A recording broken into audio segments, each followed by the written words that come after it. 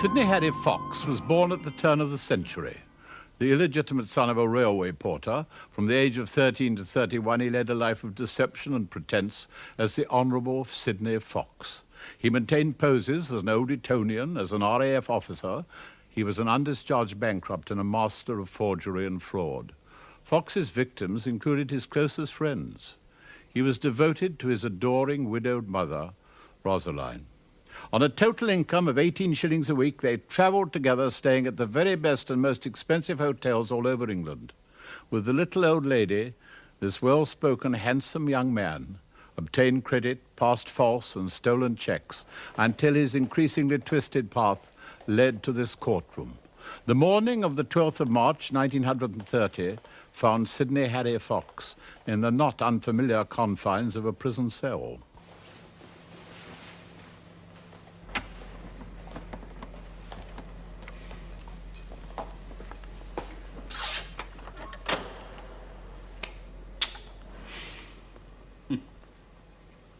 Siddy, dear,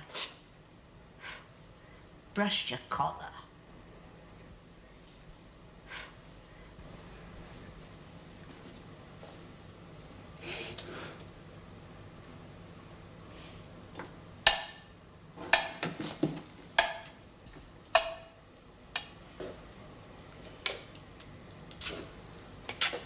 Why, Mumsy, you've lost years. Oh, am I really? Wearing such beautiful clothes. Oh, thank you. Oh, well, we're quite comfortable here, aren't we?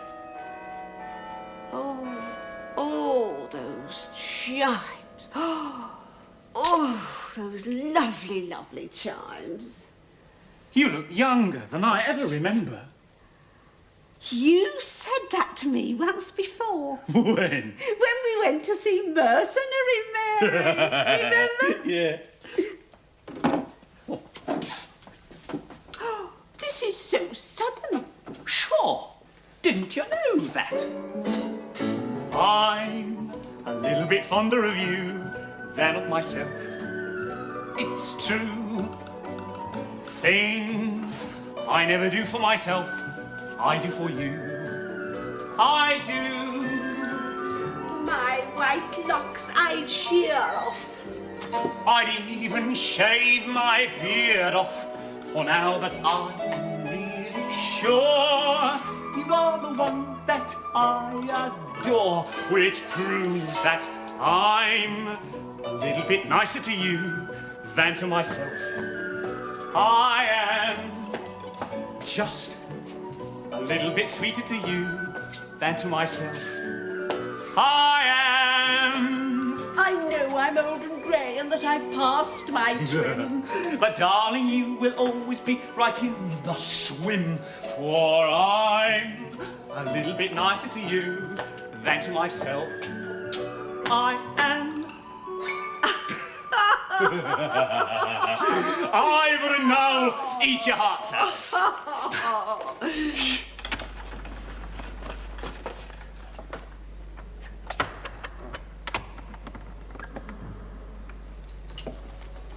Your card is here, Mr. Fox. That's enough of that, Fairfax. Thank you, Davis. Sidney Harry Fox, you are charged on indictment that on the 23rd of October 1929 you murdered your mother, Mrs. Rosaline Fox, in room 66 at the Hotel Metropole Margate. Well, Sidney Harry Fox, are you guilty or not guilty? Not guilty. The alleged crime of matricide was almost unprecedented in this country.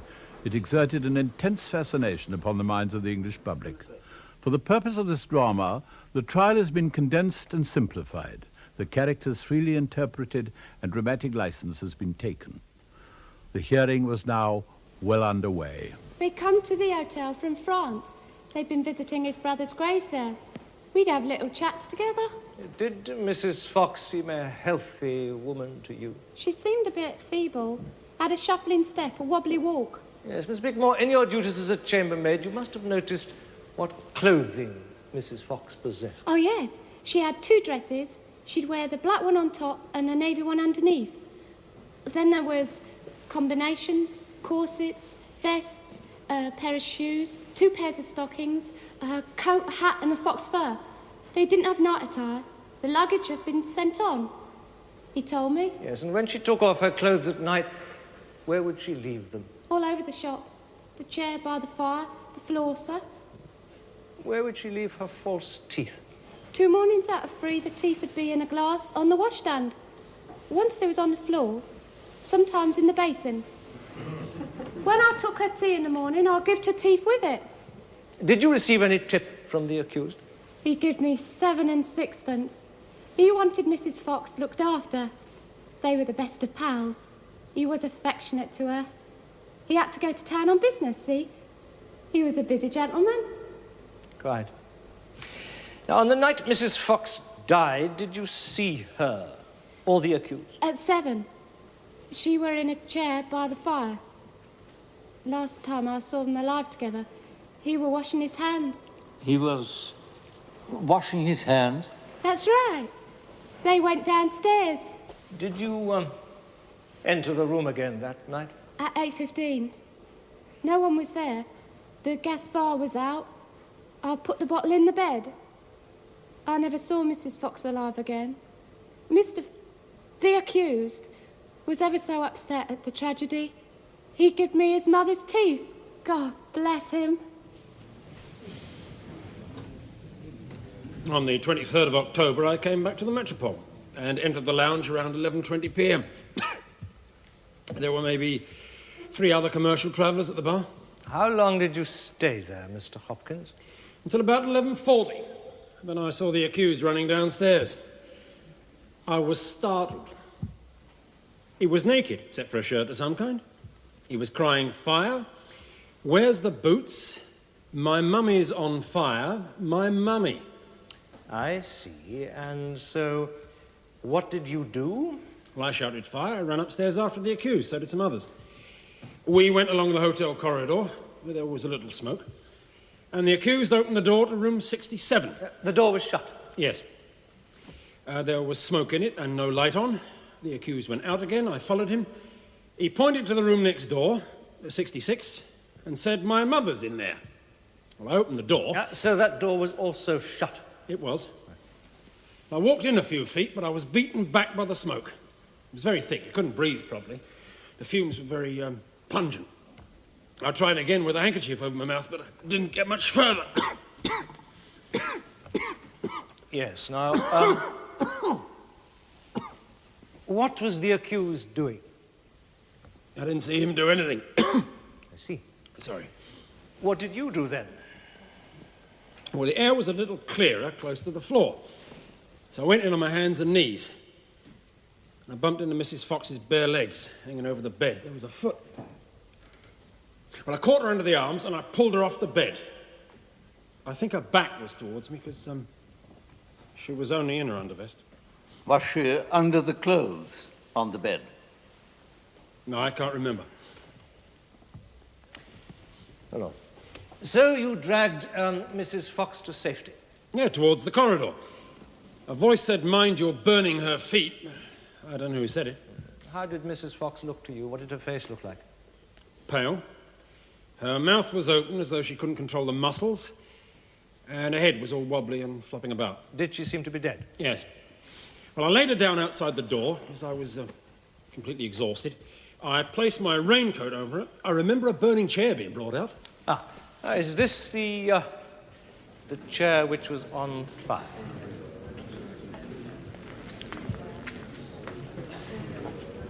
Yes. I identified the chair. Yes. What did you do next? Well, I appealed to the people around to help me get the woman away from the smoke. And they did. Was the smoke filling the corridor growing thicker? Yes. I was feeling very bad. I was ill for 3 weeks afterwards. Yes, we're all agreed you did a very plucky action. You're all right now, I hope. Yes, well, I'm still a little nervous and my legs give me pain. Yes. Now, Mr. Hopkins, while you were rescuing Mrs. Fox from the smoke, did the accused play any part? No. None at all. None at all. Thank you, Mr. Hopkins.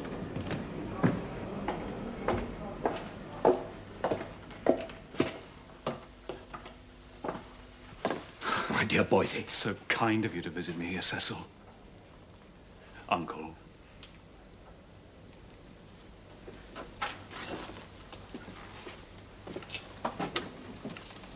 It's so dreadful. I had to walk out of that marketplace, a circus. That brute of a sales individual. Slander. Pure slander. To see you in a position like this. Are you well attended? One must not complain. The trout was delicious. Oh, have you enjoyed my little lunches? How was the wine today? Oh.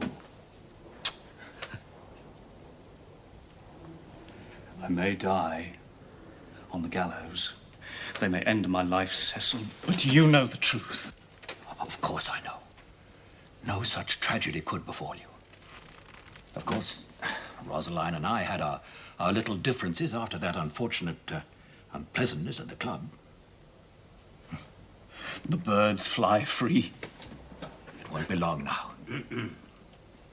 Well, I must leave you with a small memento.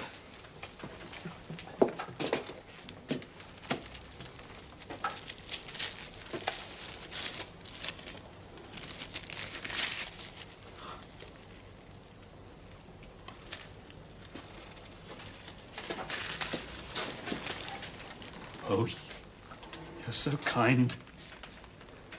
Remember me. Remember me. Know that you have a true friend, my dear boys, one who understands all that you suffer. The truth will out. I shall take care of you. Till soon, then. Au revoir. Auf Wiedersehen.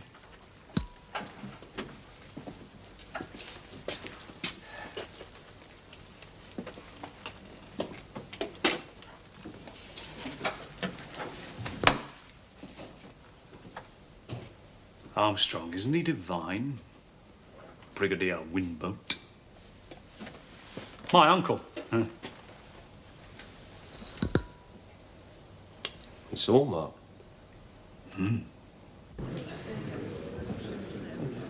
That policy was twice extended by the accused until it expired on the 13th of September. Mr. Eaves, did the accused then visit you in September and ask you certain questions? Yes. He was now interested in an accident policy for Mrs. Fox. He asked if she drowned in the bath. Would that be an accident? Within the meaning of the policy. Yes. I said I presumed if Mrs. Fox became ill in the bath and drowned, that would not be an accident. Did the accused have any further questions for you? Yes. What if his mother became ill in a restaurant and died of poisoning? I said that would not be regarded as an accident either. And was this accident policy issued? Yes, on the 24th of September to the amount of £3,000. And when did it expire? It was to lapse on the 8th of October. The accused then extended the policy 4 times. Finally, it was extended not to noon as previously, but to midnight on the 23rd of October. The night, in fact, on which Mrs. Fox died. Thank you. I have no further question. Mr. Castle? My lord, is it the fact that had Mrs. Fox died on the 26th or 27th of August, in the circumstances set out in the accused earlier policy, your company would then have been liable for £3,000? That is so. Have you issued other policies that have expired at midnight? Very seldom. It can be arranged to cover a particular period. For example, a journey. And did the accused tell you his mother was very nervous and that she would not travel without being insured? Yes, he did. My name is Gwendolyn Bugg, and I'm a waitress at the Metropole Hotel, Margate. I knew the accused as a visitor to the hotel last October. Yes. Did you know Mrs. Fox? Oh, yes, sir. Mr. Fox and his mother sat at one of my tables. I waited on them at meals in the dining room. Mr. Fox never took breakfast. He only had coffee. Mrs. Fox never came downstairs to breakfast, but when Mrs. Fox was in good health, they dined together in the dining room. She wasn't very well. Oh. Her eyes were fixed, and she always walked with a shuffle or a wobble, and always had to be led. Can you tell us, please, what happened on Sunday, October the 20th? On that Sunday, Mrs. Fox did not come downstairs, but ate in her room, as Mr. Fox was away. Yes, when did the accused return? Mr. Fox returned from London on the evening of Tuesday, October the 22nd, and he and his mother dined together. Yes, and how did Mrs. Fox appear on Wednesday, October the 23rd? Oh, Mrs. Fox ate good meals on Wednesday, October the 23rd, and seemed quite as usual. Yes. What was the behaviour of the accused to his mother that day? Oh, Mr. Fox seemed quite affectionate to his mother during lunch and dinner that day. That evening, Mrs. Fox had half a pint of bitter with her dinner. She ate a good meal that night. Yes, when did you last see Mrs. Fox? I last saw Mrs. Fox when she was leaving the dining room with Mr. Fox on the Wednesday evening. But I saw the accused the next day at lunchtime. Did he tell you anything about himself on that occasion or on any other occasion? Oh, yes, sir. I told him I was very sorry how his mother lost her life, and I asked him what he was going to do. He said, "I do not know, but I do not think I shall stay in England, as I only have some cousins in Norwich. I shall probably go to Australia." I said, "You will have to get married." Did the accused say anything else? He gave me £50 and said, "That is all I have at present, Gwen. As you know how things are." Silence in court. Proceed, Mr. Biffin. On the 23rd of October, we were called to a fire in room 66 of the Metropole Hotel. And in your opinion, where had that fire originated? Directly underneath the armchair. Only the underneath part was burned away. Yes, was the carpet badly burned under the chair? Yes, and the felt under that. The floorboards were slightly charred. It was an incandescent fire. Incandescent? People may not know what that means. I mean, the material had smouldered more than it had flamed. Ah. My lord, was there a strip of unburnt carpet between the armchair and the gas fire? Yes. At first, I thought the woman had brought some clothing into contact with the gas fire and dropped it on the floor by the chair. But I've since made certain tests. What were these tests? I cut up pieces of the carpet from room 66 and I burnt things on top of it. Newspapers, a merino vest, horsehair in newspaper, horsehair in cotton wool, but with disappointing results. The carpet wouldn't burn through. What conclusion did you reach? That it was almost impossible to burn that carpet flat on the floor. Yes. Did you experiment with underwear? Yes. I hung some combinations over the back of a cane chair, and I set fire to them. Mm-hmm. What happened? Most damage was done to the top of the chair. Now, this is a very serious question. I want you to tell the jury, do you or do you not think that this could have been an accidental fire? I cannot find any means of it being an accidental fire. Thank you, Mr. Biffin. Mr. Castles? Mr. Biffin, how many years' experience have you had of fires? 29 years' experience. Have you experimented with lighting paper beneath an armchair such as this one? No. Did you not try burning horsehair suspended over a burning carpet? No, I didn't. Was the carpet with which you experimented as worn as this part was? I did not compare the thread. Can you suggest how the cane chair became burned? I have no suggestion whatsoever. Why do you consider that a chair such as this one would not burn readily? Because the horsehair was padded too tightly. You've got to have oxygen for a fire. Ah, then I suggest you take a handful of horsehair from the chair and burn it in court. Certainly. Be delighted. I don't think that should be done, Mr. Castles. It may affect the air of the court. There's no point in us all being asphyxiated. Very well, my lord. Mr. Biffin, have you, in your experience, ever known of a fire the origin of which could not be ascertained? Yes, many of them. Sydney. Sydney Harbour. Savage and fierce aborigines. Koala bears. Koala bears? Those chimes. See, I had to stop by. Those lovely, lovely chimes. What a splendid new hat, Mother dear.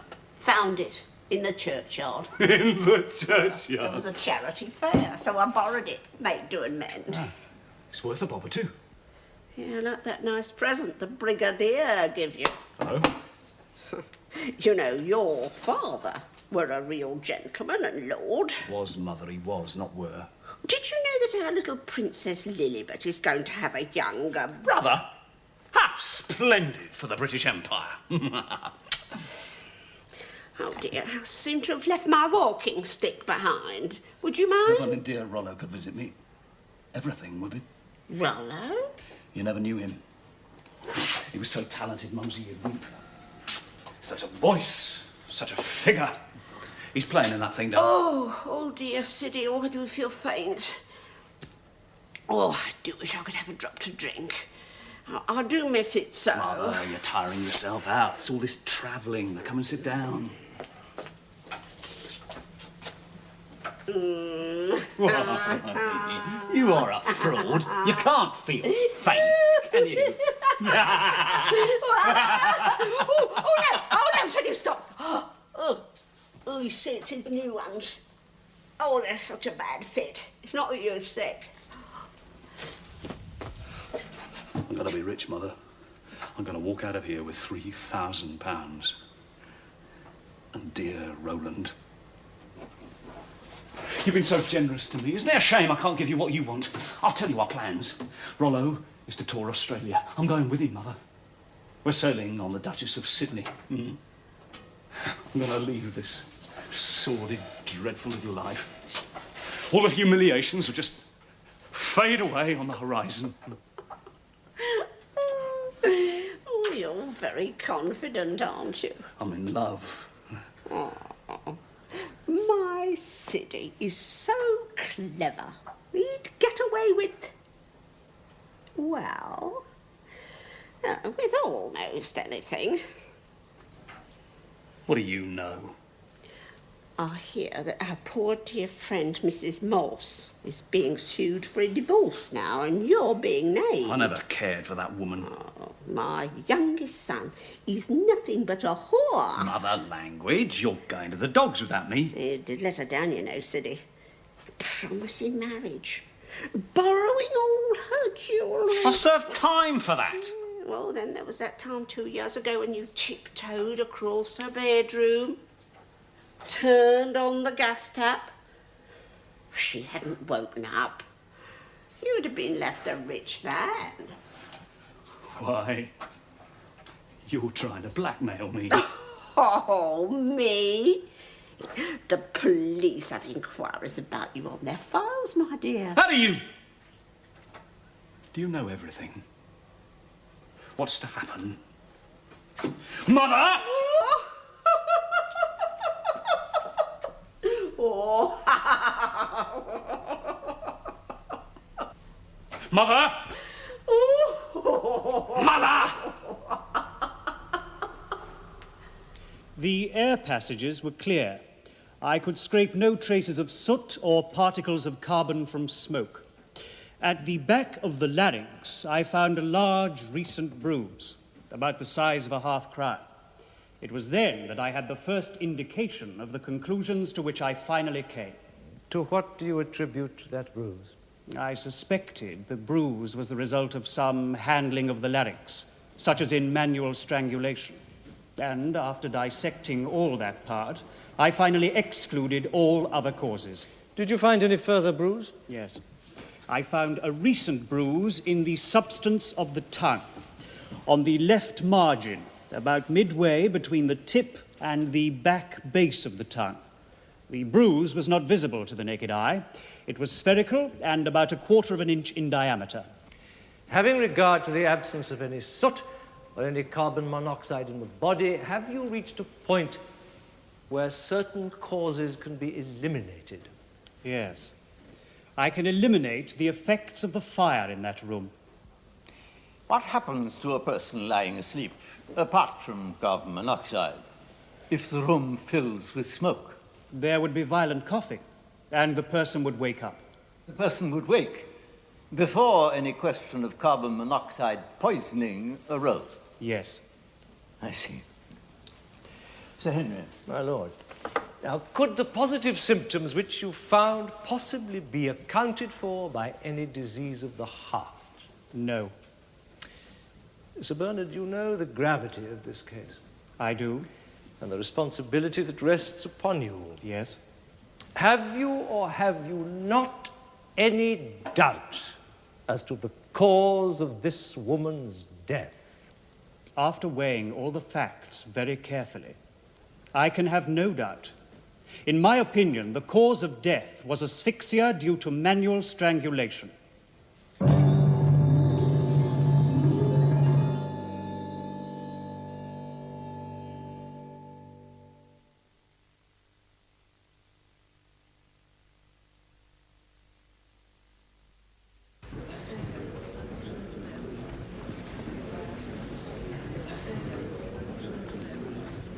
My lord, Sir Bernard, could not the diseased condition of the heart have contributed to the sudden death of Mrs. Fox? No, not in my opinion. How many bodies have you exhumed in cases of death from manual strangulation?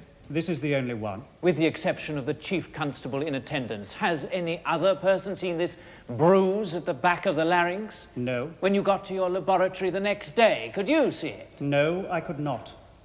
It could not then be seen because of putrefaction, which had set in after the exhumation. The bruise at the back of the larynx might easily be a mark of putrefaction. It was a bruise and nothing else.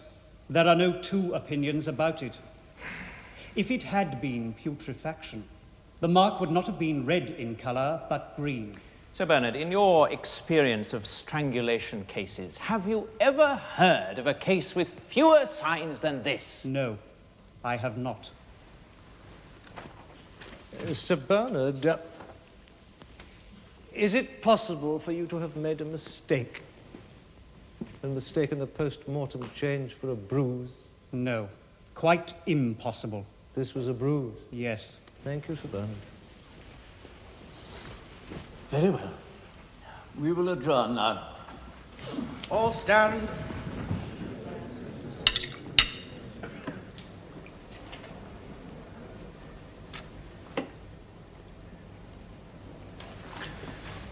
He must be very fond of you. Oh, he's a generous man, my uncle.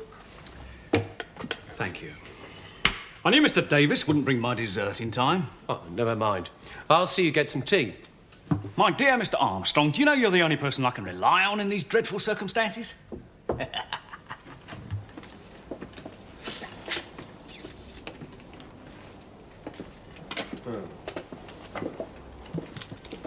My dear Mr. Davis, do you know that in these dreadful circumstances, you're positively the only person I can trust?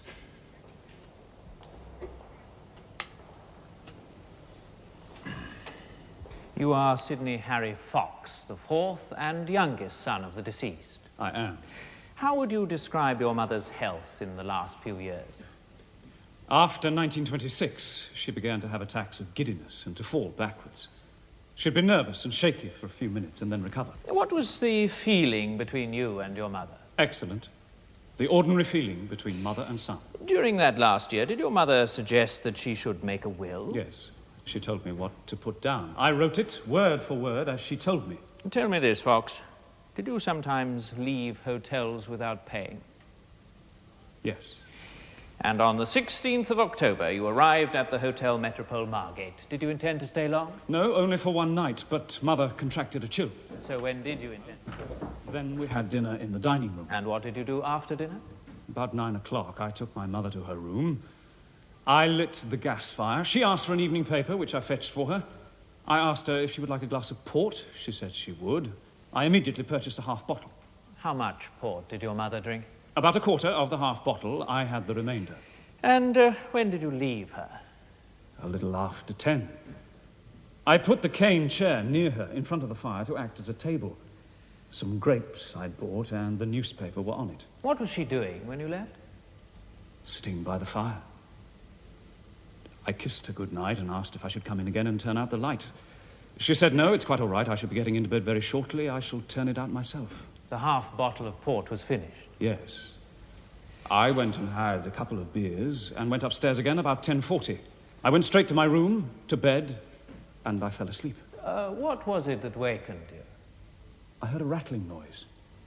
The wind was very strong, and I thought it was my window. Then I smelt some burning. Suddenly I remembered my mother sitting in front of the fire. I opened the communicating door to her room. There was very, very thick smoke. I couldn't get in. And what did you do? I dashed downstairs as the quickest way to get help. The other people seemed to think I was joking or in my sleep, but they did come up behind me. I went through the door of my own room, and then I realized that the best way would be through the corridor door. It was closer to the bed. Ah, and did you remember Mr. Hopkins being driven back out by the smoke? I hardly remember. I do remember seeing him drag my mother out. She was carried downstairs, but I told people to be careful and not drop her. What happened when you reached the hall? I knelt down on the floor beside her to see if I could be of any help. I was then taken to the hotel manager's room. The doctor came and told me she was dead. I couldn't believe it and asked to see her. The doctor took me upstairs and I saw her. I was then given an injection. Yes. Thank you.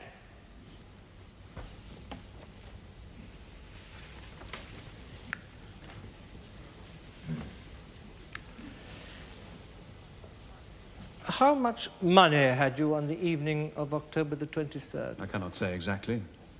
Approximately £1. Had your mother any money? As far as I know, she had none.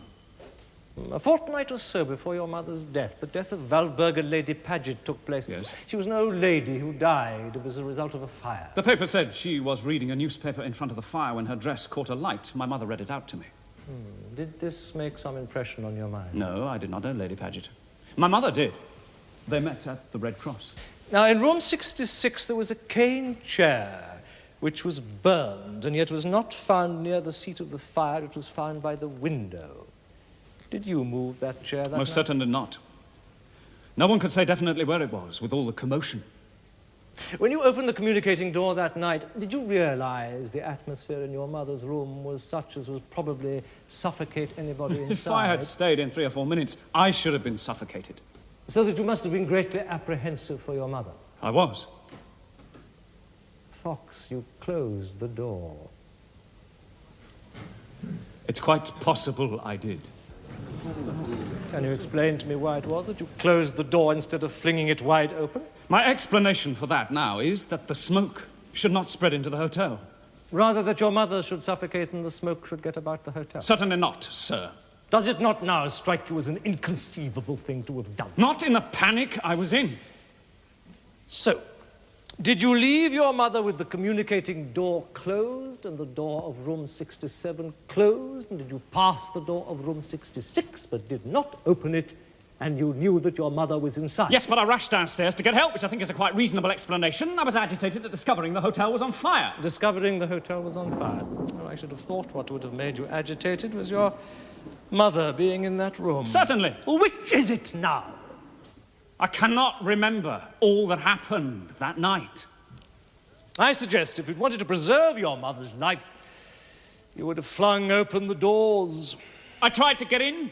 When I could not, I dashed downstairs. Did you tell the coroner that you had had a boxing match with your mother because you were apprehensive lest some bruise be found upon her? Certainly not.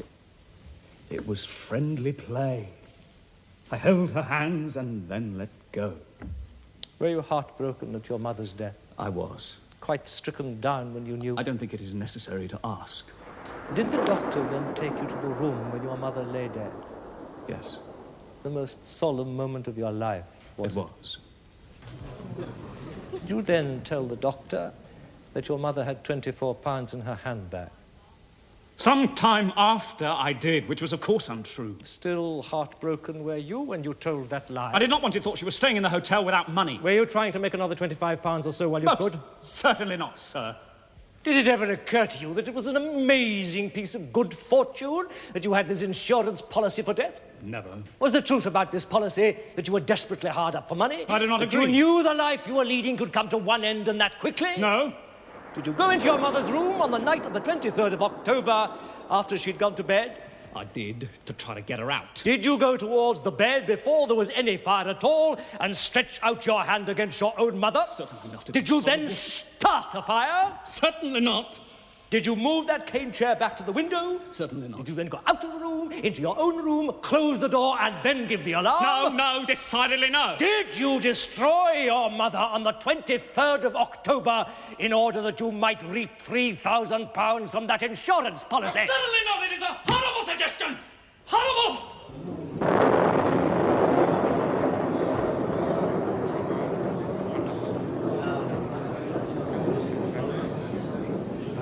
Silence in court.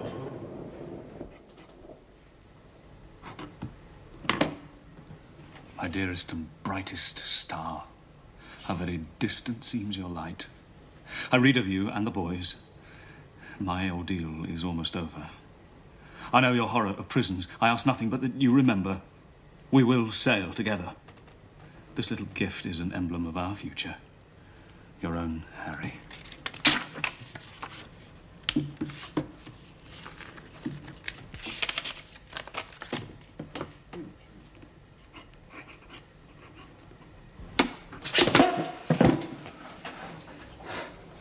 Well, so, back again? Missed me? Of course.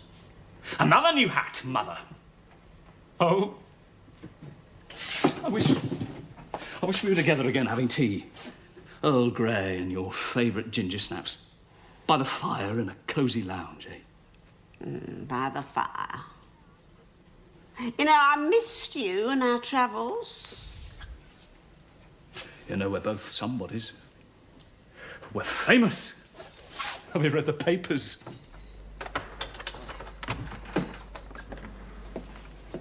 Ooh. It's a bit cold in here suddenly. No, it's fine, thank you. Mr. Fairfax, will you tell the chaplain that I must see him? What now? Mr. Dello? Urgent, is it? Yeah, it's very urgent. Please tell him. I'll do my best.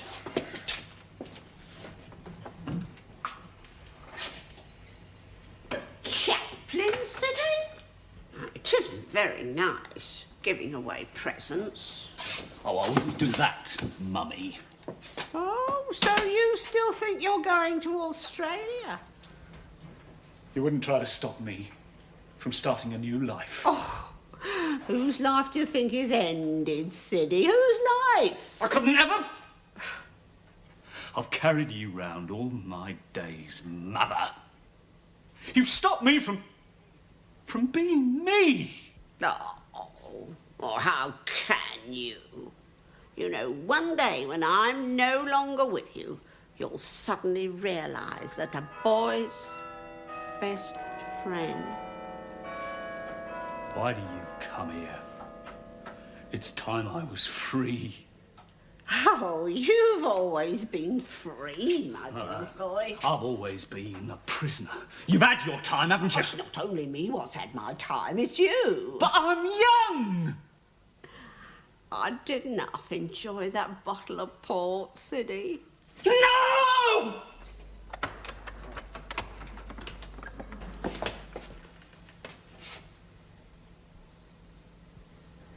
How strange. Mr. Fox, you sent for me. Yes, Father. What can I do for you? Do you want to make... No, not now. There's something more important. Indeed. Yeah, would you be very, very kind? Would you deliver these to a friend? It's awfully important. Very well. I will have to ask the authorities. Yeah. You will deliver them to him personally, please. I will. Never fear, Mr. Fox. I understand.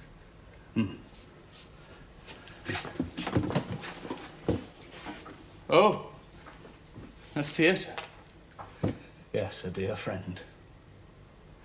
A talented artiste.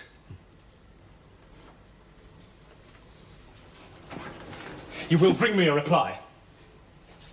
If there is a reply from your friend, I will bring it. Thank you so much. And if you should want to make any confession... Yes.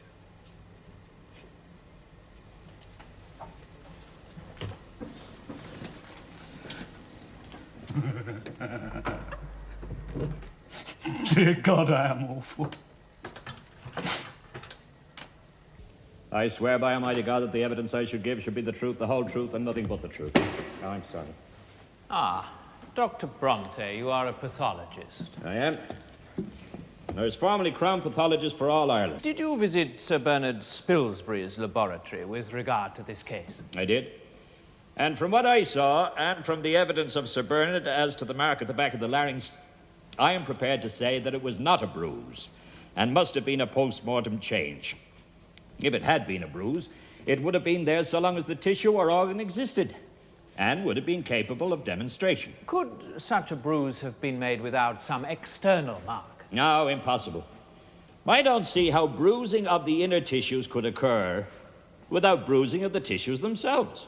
Could Mrs. Fox have died from asphyxia? Well, from the material available to me, my opinion is that Mrs. Fox died of heart failure as a result of disease of the vessels of the heart and disease of the muscles of the heart, accelerated by shock. Was she in such a condition that fright might bring about sudden death? Yes, I saw the bruise on the tongue, and it could have been caused very soon after death, but much more probably sometime before death. Thank you, Dr. Bronte. Sometimes, you know, specialists with the best will in the world may take a preconceived view of a case and make things fit into it. I do not think that applies to specialists in the line I specialize in. It applies to most specialists, but perhaps not in your case. If I'd found all the traces Dr. Spilsbury said he'd found, I'd have been in entire agreement with him. Sir Bernard Spilsbury is a very distinguished practicing pathologist. Yes. Do you accept that he saw a bruise on the larynx? I only say that I did not see it.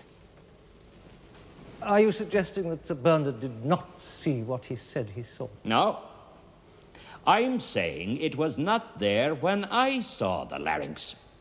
Well, if Sir Bernard made this mistake, it would be a very elementary mistake to make. No. The sort of mistake every laboratory assistant is warned about. No. My Lord, Sir Henry Curtis Bennet is trying to make me belittle Sir Bernard Spilsbury. I will not do it. Just answer the question. Does it amount to this? You did not see the bruise, and you are not prepared to accept it. I am not. I see. My Lord, do you still say there was no asphyxia? I found no evidence of asphyxia. You may get death from strangulation without any marks on the neck. Ah, yes, but it is uncommon. In manual strangulation, death results from shock and not from asphyxia. Now remember, I am on my oath. I have not the slightest doubt in saying that no one could suffocate me without damaging my throat.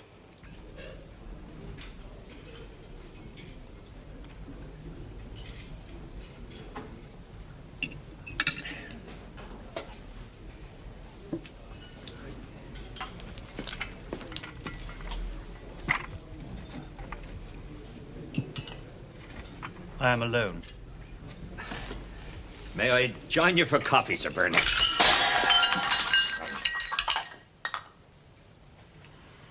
Members of the jury, in this case, no question arises of manslaughter or anything of that kind. It is murder or nothing. No prejudice ought to attach to the accused for murder from the circumstance that he was a dishonest man. He is not being tried for that. But there is no doubting the position that if Mrs. Fox died between midnight on Tuesday and midnight on Wednesday, the whole aspect of affairs would change for the accused, from a state of despair and utter difficulty to a state of affluence. You have now got to decide how there came to be any fire. When the accused discovered the fire, he obviously pulled the door to, although the room was full of smoke. Not to open the doors when your mother is suffocating inside by the smoke, which would escape if the doors were opened, seems very odd. You may think it odd that he did not make a more determined effort to reach his mother. You have to decide whether, as according to Sir Bernard Spilsbury, this was a case of manual strangulation and nothing else, or whether it was a case of partial strangulation, followed by death from heart failure, or whether, as according to the defense doctor, she had been in the smoke and coughed badly, and that such coughing in the state of her heart would have caused sudden death. You must ask yourselves if there was any smoke while Mrs. Fox was still alive. Now, you must face up to your duty. That is all one can say. Consider your verdict. I'm so sorry. Your friend wouldn't accept the gift. He wouldn't read the note. No message? None. Sorry.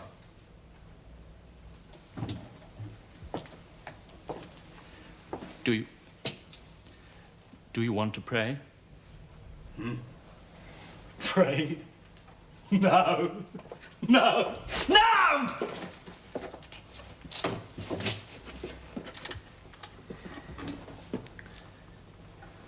Well, I'm always here.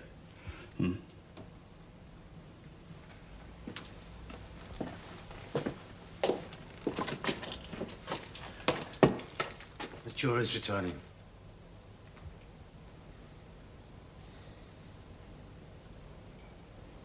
Members of the jury, will your foreman please stand? Are you agreed upon your verdict? We are. Do you find the prisoner at the bar, Sidney Harry Fox, guilty or not guilty of the murder of Rosaline Fox? Guilty. You find him guilty, and that is the verdict of you all? It is. Prisoner at the bar, you stand convicted of murder. Have you anything to say before judgment of death is passed according to law? My lord, I never murdered my mother.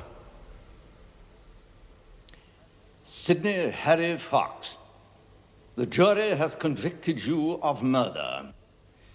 The sentence of the court upon you is that you be taken hence to a lawful prison, and there to a place of execution, and that you there be hanged by the neck until you be dead, and that your body be buried within the precincts of the prison, within which you shall last have been confined before your execution.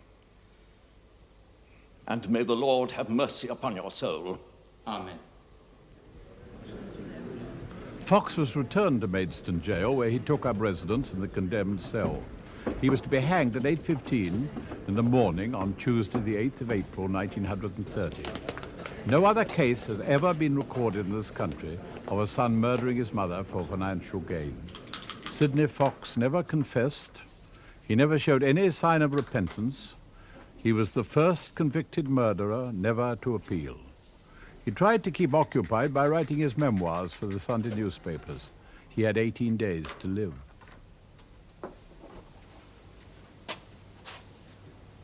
Do you remember my lovely wristwatch? I'm going to leave it to you. I don't have anyone, you see. Now, Mr. Fairfax, I want you to have my cigarette case, and my mother's ring will be for dear Mr. Davis. I've written it in my will. That's very generous of you. Thank you. Who's winning? He is. You are.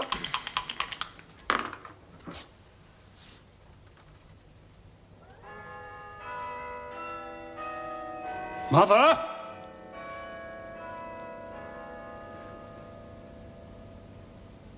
Mother?